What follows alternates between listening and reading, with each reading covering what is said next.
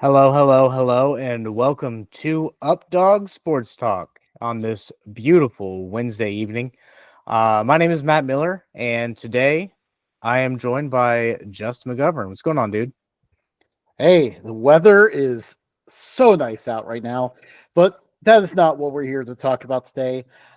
If you've been following along, you'll know that we have been in a series where we are grading the 2024 college football season for each FBS program, and today we are wrapping that up with the Mountain West, Conference USA, and we'll even touch on a few select FCS teams as well.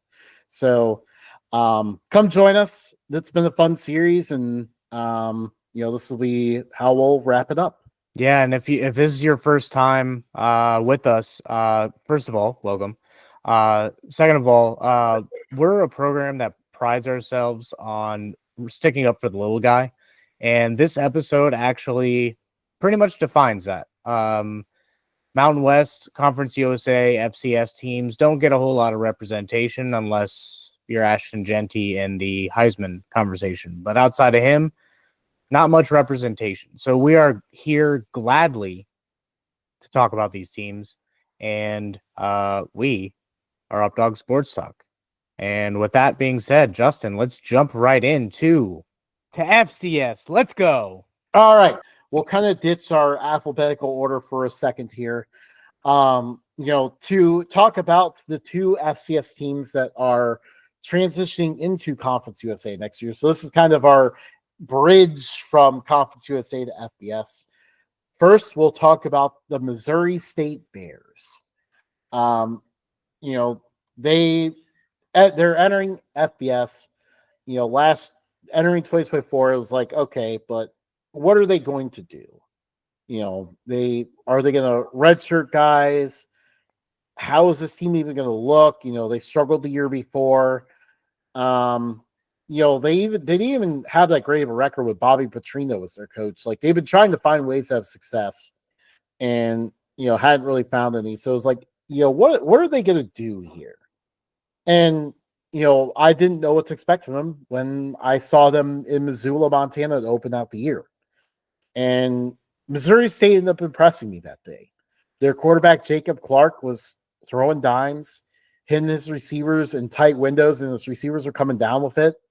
They didn't have much run game to speak of, but overall, like, they hung in that game until the end and looked pretty solid. And I was like, okay, this team is a shot here to be pretty solid in their last FCS season. And they ended up 8-4. How would you grade it? They have a really good year. I give them a B plus A minus area. Their losses were to Ball State, which I feel like they probably could have won that game.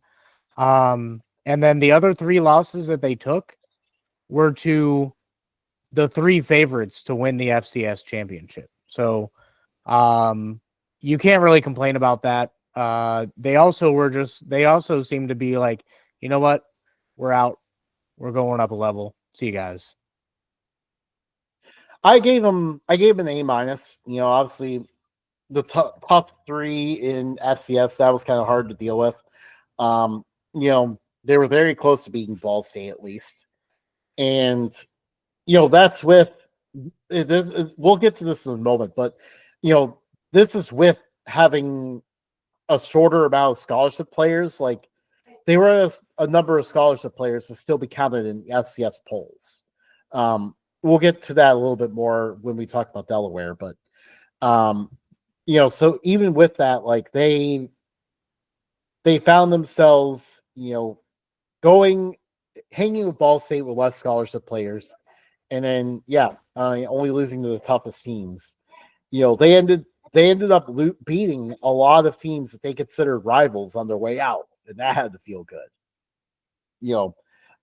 Being teams like Illinois State and Southern Illinois, saying, "Hey, goodbye, guys. We're out of here. Guess what? Got a nice win to head out with." So I give them an A minus for that. Pretty solid year by Missouri State, and I think their future in FBS is looking pretty promising now. Yeah, I'm excited for them. Next, the Delaware Blue Hens. This team was hard to keep track of because of the aforementioned thing I was saying before. Delaware was not counted in the FCS polls because they had too many scholarship players to be counted. So this was a hard team to grade because of that, because they were competing with a lot of teams that had less scholarship players than they did. Delaware ended up going 9-2 though. Pretty good effort on their way out. How would you grade your season? I'm gonna give them an A. They did have a good year. They lost to Villanova and Richmond, two teams that were at the top of the CAA, Coastal Athletic Association. Yeah, on their way out, not a bad way to do things. So I hate how FCS does it, where if you have too many scholarship players, you're not included in the polls. I think that's just weird. Well, I mean, you think about it though, like they do have a significant advantage. Yeah, I guess so. It was weird too, though, because like for Villanova and Richmond, like this still had to be like counted as a good win for them. Yeah. Like, so the committee still evaluates them like that, but it was just a very weird situation. I give them a B plus. Didn't lose to any bad FCS teams. Again, both of them were in the top 10, won a playoff game, the teams they lost to, that is. And I mean, it was pretty solid, but again, they were working with more scholarship players than other teams. So, I had to grade them on a bit of a curve because they had an advantage a little bit, but I think Delaware too is looking pretty strong as they head up to FBS. Now we will go back to alphabetical order here, and we are really going to dive into FCS because these are all just pure FCS teams. We look at the Chattanooga Mocs. Chattanooga is fun to say, first of all, but they were a team that entering 2024 seemed to be one that was poised for a breakthrough. Was probably one of the favorites to win the SoCon and was thought to be a team that could go on a pretty good FCS playoff run. They ended up going 7-5 and missing the playoffs. How would you grade your season? My window just crashed for FCS, so I missed who we were talking about. Chattanooga. I actually gave him a better grade than it sounds. I gave him a B plus. Their losses were to Western Carolina and Samford and Mercer. Western Carolina and Mercer finished ahead of them. Samford was a bad loss. But Chattanooga had a fairly good season. Yeah. I ended up giving them a C minus. I think I was a little bit let down by that. I thought they would make the playoffs. Probably let one or two of those games that they should have had slip away a little bit. Especially, I think the Samford game clearly was the one that cost them that playoff spot. So I gave them a C minus for it. I think it was a little bit below expectations. And we'll see, I mean, in general, we'll see how the entire SoCon kind of retools a little bit because, only getting one team in the FCS playoffs was very disappointing for the conference.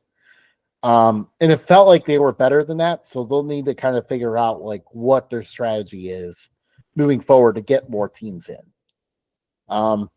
But looking at an area where there were more FCS playoff teams, the Idaho Vandals, came into the year with looking like a pretty good team.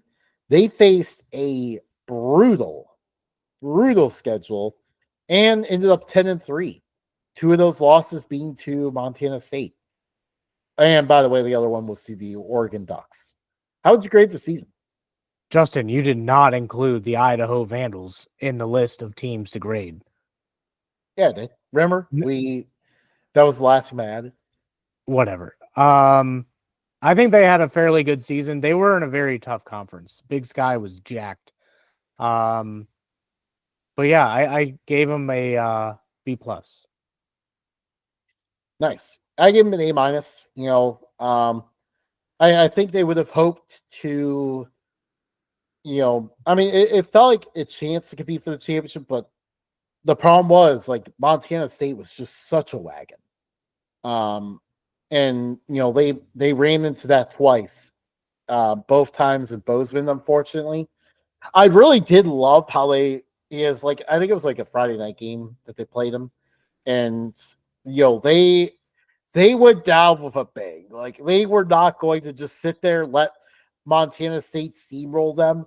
No, they were emptying out the playbook to try to have a chance. And I mean, everything they tried just didn't work because Montana State was just that good. But I at least respected their efforts. A minus overall. I mean, you can't really dock a team too much for losing to all road games at Montana State and at Oregon. So pretty good year overall for Idaho.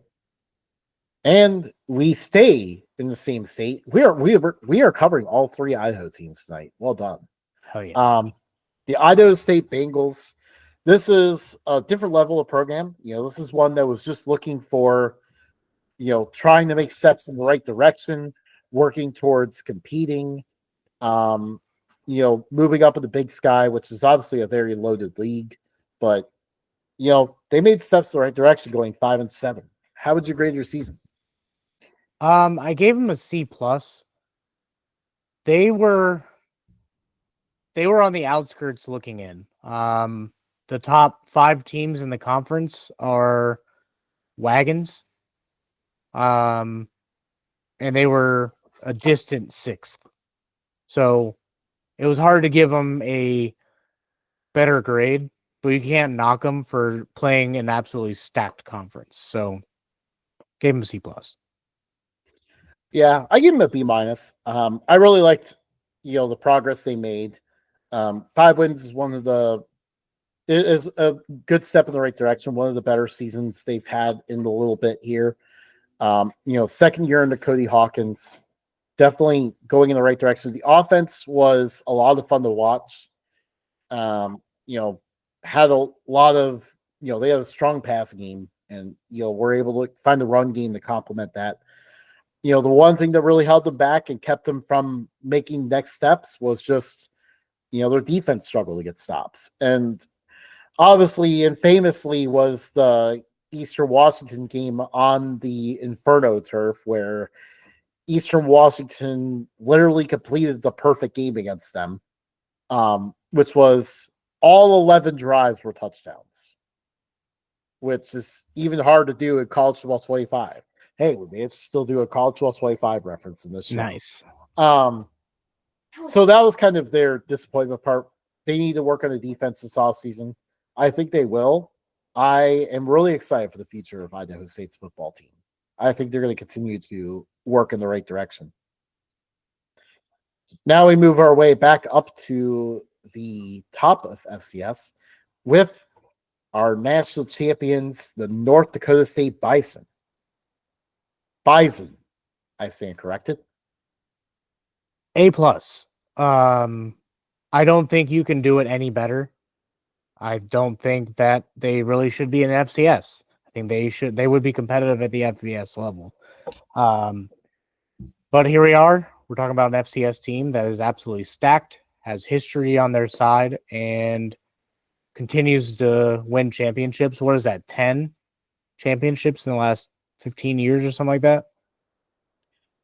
Yeah, something crazy like that. And the funny thing is though, like they saw a challenger show up. Their rival across the Dakota marker, South Dakota State, had stepped up. South Dakota State won the national championship the last 2 years. And, North Dakota State had to answer that bell. Were they going to be able to step up and wrestle this thing away from their rivals? They did. On that road to the championship game, they beat South Dakota State, took them down. Obviously, their quarterback at the end of that game, in his post game interview saying, I hate the Jackrabbits. Was one of the coolest moments ever. And then to top it all off, Montana State had looked like a wagon all year, and North Dakota State thoroughly beat them too. This was not a path of the playoffs that was easy. They faced probably the toughest possible opponent in each round and just steamrolled all of them. Yeah. So I give them an A+ as well. This was the best team at the FCS level. Their only losses were to Colorado by 5, and then a late upset against South Dakota. So very good season by North Dakota State. Next, we look at the Montana Grizzlies. Entering the season, projected to be one of the top teams at the FCS level again, but they were kind of trying to figure out who their quarterback was going to be. Their starter transferred out, replacing some pieces on the defense. And I don't think it was quite as smooth as expected. They ended up going 9-5. How would you grade your season? I give them a B. They did make the FCS bracket, but they only made it to the second round before they got blown out by South Dakota State. I wanted to see more from this team. I wanted to see the 2023, 2024. 2023. Yeah, into 2024. Yeah, they only played the championship game in 2024, but yeah. I wanted to see that Montana team this year. I think that would have made this playoff bracket just extremely wonky and probably would have put FCS up ahead in people's minds. But I mean, they had a winning record. They made the championship. You can't give them a bad grade on it. Yeah, I give them a B-. I think overall, it was still a season where they made the playoffs. That was good. It's just a very weird year because it felt like there's something going on with each of their games. There's some games where their defense couldn't get stops. They had back-to-back games where them and their opponent combined for over 100 points, which was just, wild. Crazy offensive shootouts. And then immediately after that 2-game stretch, I think was the game against Portland State, where it was 3-0 at halftime. And then I think that was one of their few wins that ended up being somewhat routine in the second half. But even then, of course, the power went out of the stadium, and we saw the game get called from someone from the booth calling into the studio and calling the game. It was one of the most funny things ever. And then they had the Brawl of the Wild, where an absolute crazy windstorm came out of nowhere in the middle of it.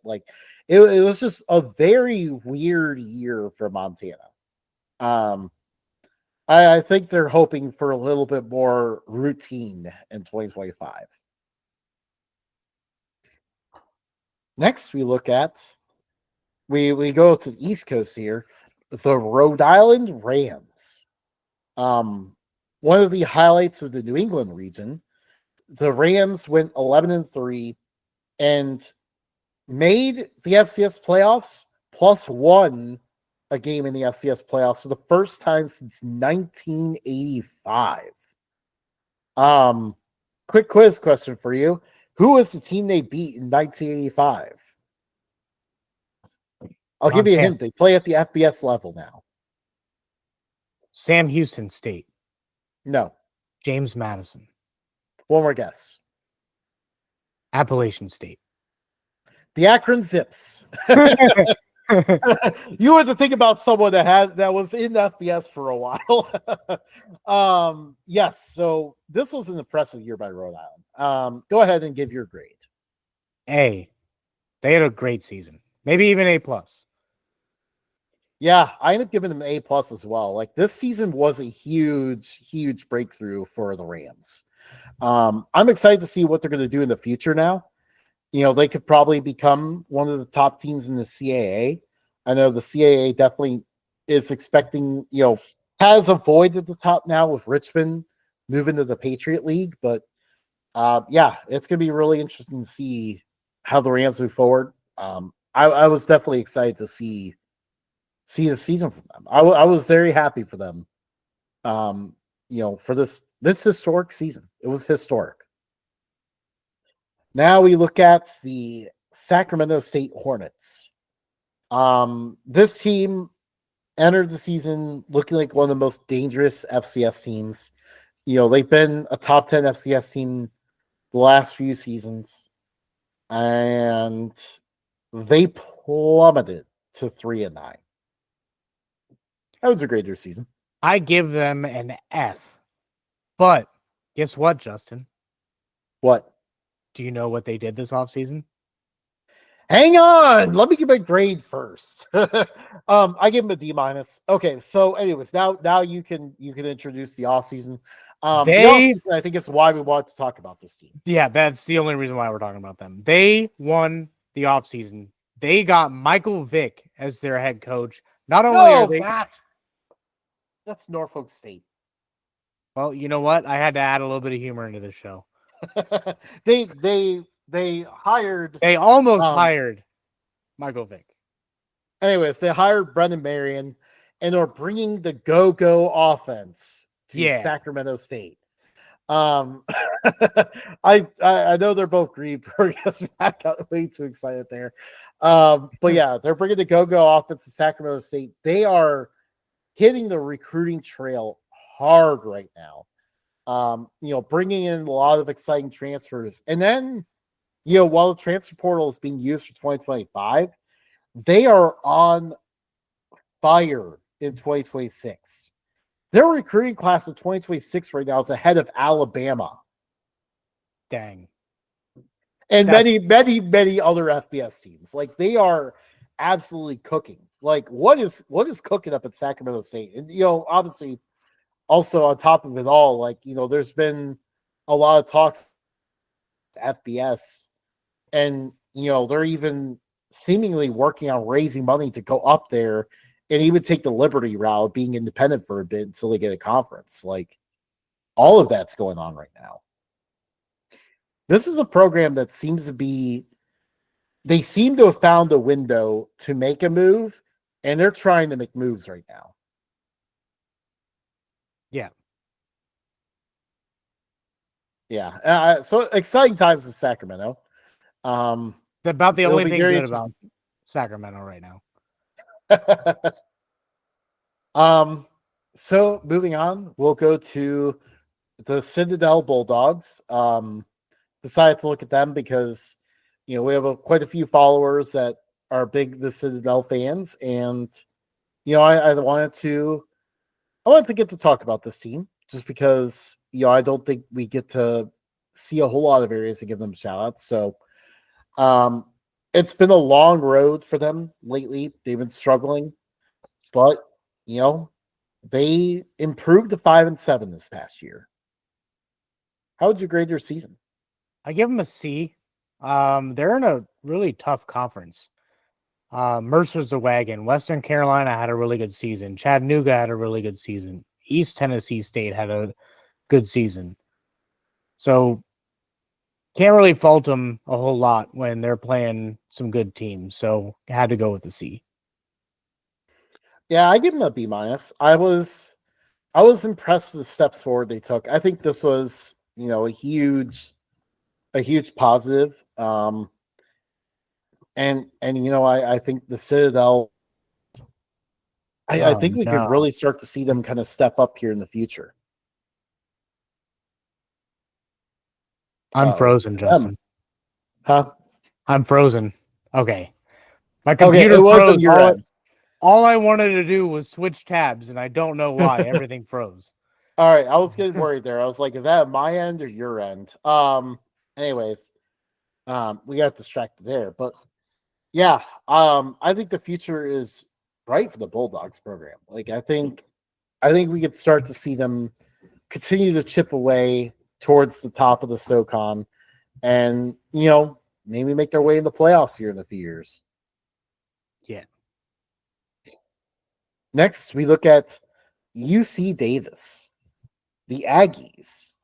Um, this ended up being a team that, was one of the more surprise teams to break into the top 5. They had a very senior heavy group, and they broke through. UC Davis went 11-2. Lost in the quarterfinals. But how would you grade your season? I would give them an A plus, Justin. They had a fantastic season. They came out of nowhere. Nobody expected them to do anything. They were competitive against Cal. They lost a 2-point game to Montana State. And then they did lose by a couple touchdowns to South Dakota in the playoff. But they had a hell of a season. I can't even complain about any of those losses. Yeah, and I stand corrected there. They did lose 3 games. Seems I got their regular season record for some reason. But yeah, no. They beat Montana on the road. That was a big Sky After Dark game. Like, that game was on linear TV. And I think really for a lot of people in the nation, they got introduced to UC Davis football that day. And It was glorious. I'm going to miss some of the players they had because, their quarterback, Miles Hastings, was a lot of fun. Running back, Lan Larison, true football guy. Underrated draft prospect. I think he was a lot of fun to watch. And, obviously gonna miss a lot of the pieces of this team, but it was a special season for the Aggies. And now, it's kind of an interesting future because their other sports are moving to the Mountain West. And, word out there is they're probably taking advantage of the money they're going to get from that, kind of work towards upgrading more of their football facilities. And who knows? We may see this program at FBS before too long. Or at the very least, can we get them in college football 26? So if we don't get them in Mountain West, we can just put them in the Mountain West? Yes. I mean, come on now. We're talking about FCS schools here. We want them in the game. That is for my college football 26 buy list, which is this is completely off topic, but for my college football 26 buy list, like, FCS schools are it. I need that. That is my requirement, or I'll probably pass up buying the game. Same. All right. Let's wrap up this FCS level and this amazing series. We wrap it up by talking about, this was a request from our friends at the College Football Commission. A great one, by the way. The UT Martin Skyhawks. They went 9-5, won an FCS playoff game. How would you grade your season, Matt? I mean, can you give them anything other than an A? I mean, they had to face an FBS ranked opponent in Kansas State. They had to face Southeast Missouri State, who is very solid, and they had to face Missouri State. They did take a 1-point loss to Tennessee Tech, and then they lost to Montana State in the second round. But Montana State made it to the championship game. So can't really fault them a whole lot. They just got tough schedule. Yeah. So I like that pick by College Football Commission. Shout out. Yeah. And I mean, this is a breakthrough for them because, this has been a team that's really been knocking on the door a lot. 2023, they had a tie for the conference championship and lost the tiebreaker. I'm trying to remember which year it was. It was either 2023 or 2022, where they had a tiebreaker that came down to a literal coin toss. Their season came down to a coin toss, and they lost it and did not reach the playoffs because of that. They have won or tied their conference title the last 4 years. And half of those years they didn't reach the playoffs because they lost the tiebreaker. So 2024 they lost the tiebreaker too, by the way. They reached the playoffs in an at-large bid. but yeah, they finally hit their breakthrough. That blowout of New Hampshire, 41-10, was just very, very impressive. And I think, with some changes among the other teams atop the Big South OVC Association, man, that's a mouthful. Southeast Missouri State losing their quarterback. Tennessee State just lost Eddie George this week. UT Martin is looking like the top program in this conference. Yep, and I'm excited to see it. But guess what, Justin? We just did grades for 146 college football teams. Yeah, well done. Yeah. In 4 weeks. Yeah, that's really tiring work for us, but probably entertaining for a lot of y'all. That is that part of the show. Last episode we talked about Bowling Green not having a coach. Justin, you just alluded to it a little bit ago. Eddie George did sign a 5-year deal to become the next head coach of the Bowling Green Falcons. I'm super excited. I have been seeing nothing but smiles coming from everybody in Northwest Ohio, except for Toledo fans. But everybody in Bowling Green is just all smiles. Everybody's so happy there. So congrats to Eddie George getting that contract. We're super excited. Please don't leave us. And if you do, leave in November or December so we have time to find a decent coach. But yeah, I'm excited to see the mentality that he brings to campus. And Justin, the winds are changing up in Northwestern Ohio. Oh, yes, it is. I mean, this is just so exciting. Like, Eddie George was the perfect hire. It kind of took a little bit to work in the background, but and obviously there's some angst in there, especially if you watch last week's episode, you could definitely tell that. But I'm very thrilled with this hire. It was very funny actually because we're up in Toledo area this past weekend, and then on the way back stopped at Bowling Green, kind of got a refresher of Bowling Green gear a little bit. Wore my new Bowling Green sweatshirt on Sunday, and then they hired Eddie George. It's like, yes, all right, this is perfect. Now you have to go back up there and get another hoodie so they can win the national championship. All right, yes. I'll do that next. Yeah, and for those of you who didn't watch us last week, we did get our logo on the back of an ARCA Series NASCAR. It was such an honor. Shout out to Brayton Laster. You ran a hell of a race, kid. Kept the car on the track, avoided wrecks, and kept all the parts intact while you're on the track. So did a really good job, and it was an honor to be on your car. And Justin found out some figures that we can talk about off camera on how much it costs to sponsor the same size patch on a car. Yeah, huge moment for us for sure. That was special. And then finally, I think the last bit of housekeeping items, obviously, as we were going here, I was watching the American Eagles clinch their berth to the NCAA tournament. So, we've been very much attuned to college basketball. Stay tuned next week as we go through our NCAA tournament bracket. Hell yeah.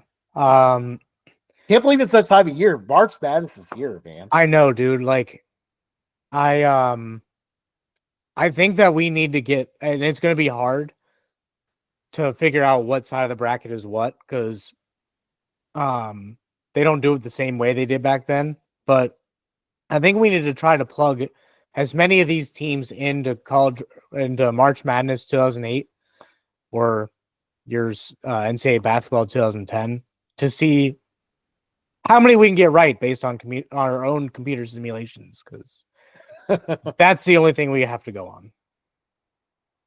There we go. Oh man, yeah. That was always a fun activity to do, was to see if we could outsmart the machines. And then my wife fills out a bracket each year, and that's always a lot of fun. Which we'll have to see. She tends to be pretty biased, so if if VCU if VCU makes it, I would fully expect her to take VCU to win it all, and I'm all for it. Justin is probably gonna go off camera here in just a minute. it. Just kidding. But yeah, that is the show.